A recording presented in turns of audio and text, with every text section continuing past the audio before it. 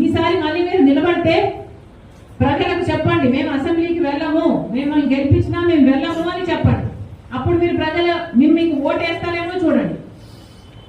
మీరు అలా రెఫరెండం తీసుకోగలిగితే ఇది చేయండి.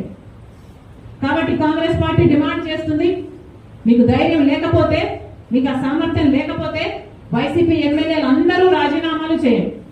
అసెంబ్లీకి వెళ్ళకపోతే మీరు మెంబర్స్ ఆఫ్ లెజిస్లేటివ్ అసెంబ్లీ కానే కాదు.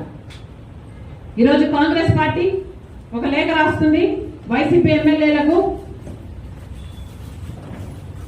మీరు అసెంబ్లీకి వెళ్ళకపోవడం తప్పు అని చెప్తూ వైసీపీ ఎమ్మెల్యేలందరూ కూడా కనీసం మీ ఇండిపెండెంట్ కెపాసిటీలోనైనా